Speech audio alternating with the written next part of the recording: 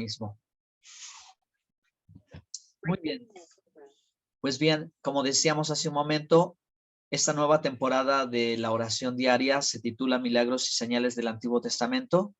Y como ustedes verán, es un desafío muy interesante, es un desafío muy lindo, el que nos hemos tomado, un compromiso, lo que hemos tomado los pastores, para poder, ¿verdad?, estudiar juntos y compartir algunas de nuestras reflexiones de lo que vamos entendiendo sobre las Escrituras.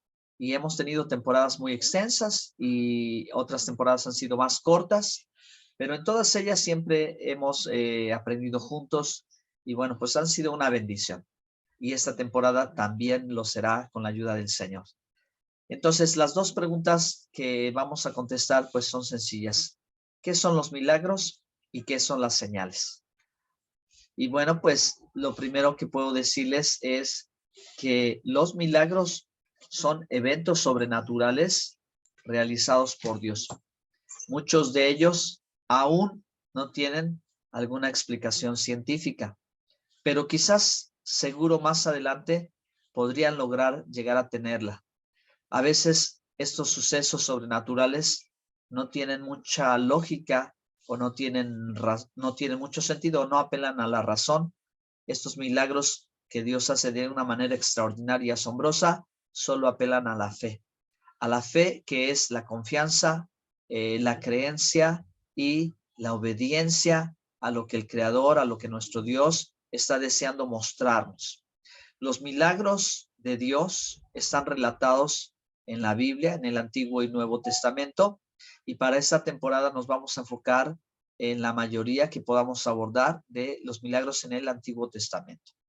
Entonces, los milagros muestran el poder de Dios, pero a la vez también muestran la compasión de Dios y el amor de Dios hacia la humanidad, hacia todos nosotros. Son una muestra de esa expresión divina, la cual, ¿verdad?, muchas veces actúa en medio de la angustia, en medio de la necesidad, en medio de la enfermedad, en medio del problema y nos saca adelante.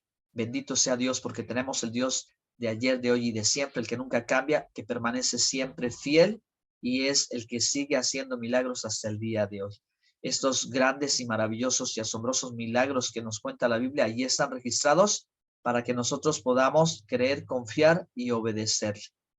En la Biblia se escribieron estos milagros y bueno, de estos milagros todavía se sigue contando hasta el día de hoy. Todavía se sigue, ¿verdad?, investigando en la arqueología, en la ciencia, en diferentes ramas con las cuales, ¿verdad?, se puede encontrar algo más a través de ellos. Y bueno, pues los primeros creyentes en el Señor, los primeros discípulos, quisiera llevaros a una cita bíblica en el libro de Hechos, cuando vivieron circunstancias que, bueno, pues fueron años donde habían sucedido cosas extraordinarias de parte de Dios y tuvieron problemas, tuvieron dificultades para seguir hablando el evangelio, hicieron una oración hermosa y yo solo quiero leer una pequeña porción de la oración que hicieron los creyentes para que Dios les diera confianza y valor. Y eso fue lo que ellos pedían en medio de la oposición que encontraban para predicarles a otros el evangelio. Dice, mientras extiendes tu mano para que se hagan sanidades, señales y prodigios mediante el nombre de tu santo Hijo Jesús. Qué maravilloso, ¿verdad? Porque Dios a través de Jesucristo nos concedió el poder participar en la obra de Dios y el que sucediesen estas señales, milagros, prodigios, cosas portentosas a través de las cuales Dios está revelando su poder. Y bueno, pues tengo una historia hermosa para poder mostrar cómo cuando Dios obra milagros, espera una respuesta. Cuando Dios obra milagros también, ¿verdad? Algo tiene que suceder en la vida del hombre que experimenta los milagros. Y esa es la historia de Jetro. Jetro era el suegro de Moisés. Se decía que era el sacerdote de Madián. Pero también entre los comentarios se dice que este hombre era un buscador de la verdad. Seguramente por eso, ¿verdad?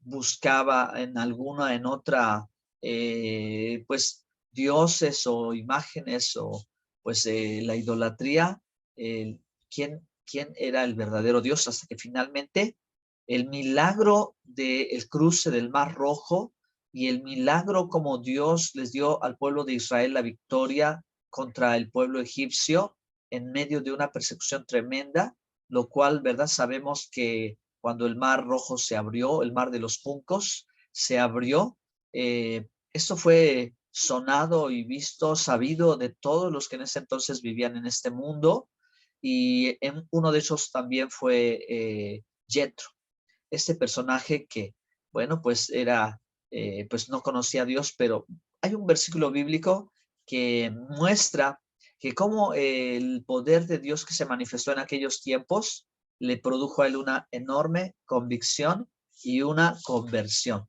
Les voy a leer Éxodo 18, verso 10, cuando Jethro dijo, bendito sea el Señor, el eterno Dios, que os libró de la mano de los egipcios y de la mano de Faraón, y que libró al pueblo de la mano de los egipcios. Así que él reconoce que fue la mano de Dios en medio de esta salida milagrosa, este acontecimiento sobrenatural del cual se cuenta hoy y se seguirá contando, y del cual Dios hizo una vez y volverá a hacer. Ahora en el verso 11 dice, ahora conozco que Jehová es más grande que todos los dioses, porque en lo que se ensoberbecieron prevaleció contra ellos. Así que el verso 12 dice, y tomó Jethro, suegro de Moisés, holocaustos y sacrificios para Dios, y vino Aarón y todos los ancianos de Israel para comer con el suegro de Moisés delante de Dios. Este hombre, cuando vio el milagro portentoso de Dios sobrenatural, como Dios abrió el mar, no dudó en reconocer que no hay Dios, no hay más Dios que el Todopoderoso, que Jehová de los ejércitos.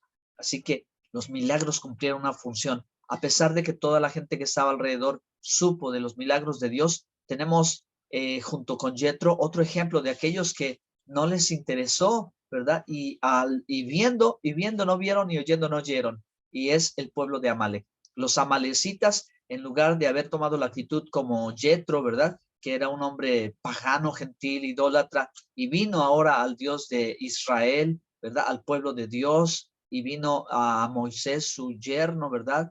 Con convicción, reconocimiento, y a ofrecer sacrificios, experimentar una conversión, dejar toda la idolatría y volverse al único Dios vivo y verdadero. El pueblo amalecita, al contrario, viendo cómo Dios había hecho milagros y oyendo de la fama del nombre del Señor, ellos se opusieron a que el pueblo de Israel continuara su trayecto. Así que, bueno, pues el milagro tenía la intención de que la gente viniera a Dios, y sin embargo, hoy en día todavía puedes encontrar personas que ven milagros de Dios y resisten venir a Dios. Pero lo más difícil y lo más duro es, ¿verdad?, que aún viendo los milagros del Señor, rechacen a Dios. ¿Qué son las señales? Bueno, pues las señales son acontecimientos o experiencias que muestran el poder de Dios. Las señales sirven como en nuestro mundo actual. Hoy tenemos señales en todos lados. Los tenemos en la palma de nuestra mano. Las señales que nos da los teléfonos, señales auditivas, visuales, ¿verdad? Señales sensitivas. En las calles tenemos señales, porque si no tuviéramos las señales en las calles, nos extraviamos, nos accidentamos. Hay mucha confusión. Así que las señales que están en la Biblia tienen también una función, un propósito, y sirven para guiarnos en nuestro caminar, sirven para guiarnos en nuestra vida. Pero me gustaría hacer énfasis de una manera particular. Hay tantas señales que tiene la Biblia en los cielos, en la tierra. Bueno, hay muchas señales, pero hay algunas muy especiales y solo quiero hacer un pequeño comentario. Pues creo que todos entendemos esto, y creo que vivimos en tiempos donde las señales son muy populares. La gente alza sus ojos al cielo y está buscando señales. Lo interesante es, ¿verdad?, que Dios creó los cielos y la tierra para que estos sirvieran para marcar los tiempos señalados. Y no es un juego de palabras, sino miren cómo dice Génesis 1:14.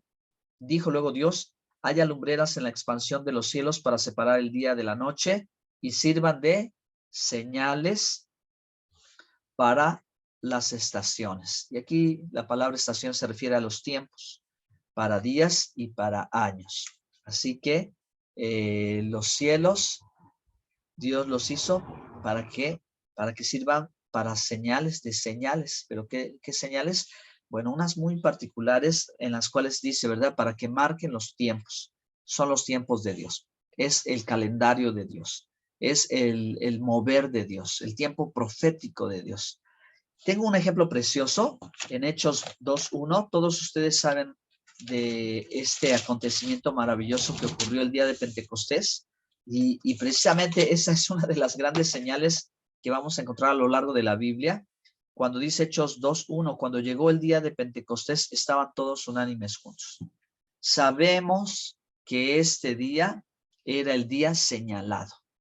Fue el día señalado. ¿Para qué fue el día señalado? Para que en ese día aconteciese la profecía que estaba escrita, ¿verdad? En Joel 2:28 acerca del derramamiento del Espíritu Santo. Dios apartó ese día y ese día, ¿verdad? No es coincidencia que fuera el día de la fiesta de Pentecostés, un día que tiene una historia también que le antecede una historia de milagros en el monte Sinaí, cuando la voz de Dios se vio, ¿verdad? Y truenos y relámpagos, el monte humeaba en el Sinaí y el pueblo de Israel estaba al pie del Sinaí. Y ese día dice que por la adoración al becerro de oro, 3,000 murieron.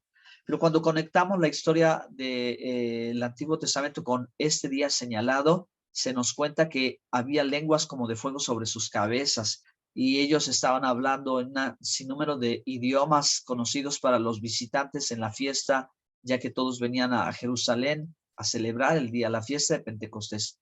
Y, ¿verdad? También ese día dice que 3,000 se convirtieron. Así que, bueno, pues creo que es algo claro, creo que es algo especial cuando nosotros podemos buscar las señales, no solo levantando los ojos al cielo a ver si la luna se pone roja, a ver si pasa un cometa, a ver si sucede un eclipse, a ver si pasa esto o aquello. Creo que si nosotros empezamos a voltear nuestra mirada a la escritura, en la Biblia podremos ver los tiempos señalados de Dios y las señales proféticas que están establecidas más importantes. Por eso son señales. Ojalá y que todos los que vean señales, ojalá y que todos los que tengan revelación y visión, ojalá y que todos aquellos que Dios les muestra algo sobrenatural, sepan que el propósito principal es que conozcan a Jesucristo. Las señales son para llevarlos, para conducirlos, o son para conducirnos hacia la persona preciosa de Jesucristo. Señales desde la antigüedad marcaron, ¿verdad?, el camino para la primera venida de Cristo. Y señales también que están en la escritura marcan el camino para la segunda venida de Cristo. Los dos acontecimientos más importantes, y creo que esas son las dos señales que todo el mundo tiene que ver. Y, ¿verdad?, así como el día de Pentecostés, así en el día de la Pascua Jesús murió y en el día de la fiesta de las primicias resucitó. Y también dice el apóstol Pablo en la carta a los tesalonicenses que cuando sea el toque de la trompeta, el sonido del shofar, el día de la trompeta, el Señor volverá. Y marca, ¿verdad?, estos tiempos que valdría mucho la pena si nosotros escudriñáramos más la escritura y veríamos cómo Dios nos quiso revelar a través de todo esto el futuro. Así que si tú experimentas milagros, agradécele a Dios. Si tú ves señales, revisa, verifica que las señales te estén conduciendo a Jesucristo. Y entonces el propósito de ese habrá cumplido. Que Dios les bendiga y dejo este lugar